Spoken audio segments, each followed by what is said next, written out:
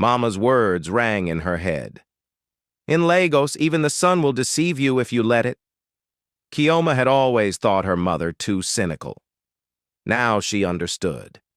She picked up her phone to call the police, but stopped.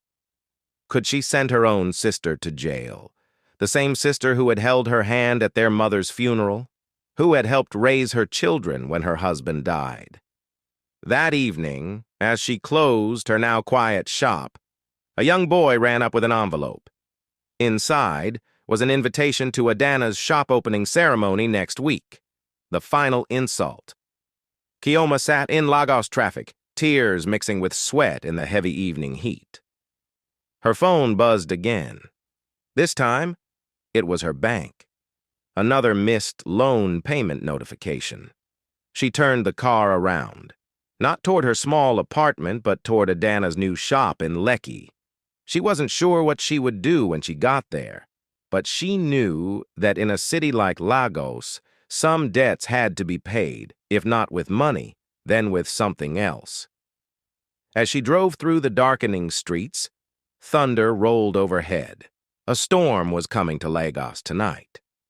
But the real storm was just beginning. Thunder cracked as Kioma parked across from Adana's shop. Through the glass windows, she could see her sister arranging fabrics, the same premium Ankara patterns Kioma had taught her to identify. The sight made her stomach turn. Just then, an expensive SUV pulled up. A woman Kioma recognized as Mrs. Adebayo, one of her former best customers, stepped out and entered Adana's shop. Through the window, Kioma watched her sister embrace the woman like an old friend. Kioma's phone rang. It was Joshua, her son studying medicine in the UK. "Mama, my tuition is due next week," he said, his voice worried. "Were you able to make the transfer?" Her throat tightened. "There's been a small delay, son. Just some business issues." How could she tell him that his aunt, the same woman who had helped raise him, had destroyed their family's future? After hanging up, Kioma noticed a familiar face watching her from the shadows.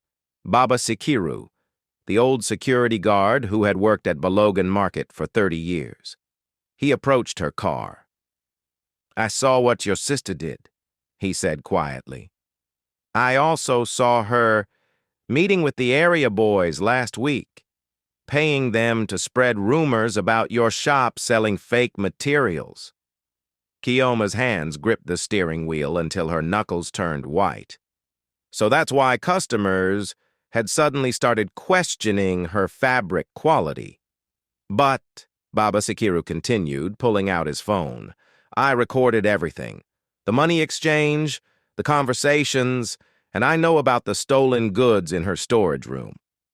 The ones she took from your shop when she was helping you inventory last month." Rain began to fall as Kioma stared at the old man's phone. Here was her revenge, gift-wrapped. One call to the police with this evidence would destroy Adana completely. Through the shop window, she saw Adana laughing with Mrs. Adebayo.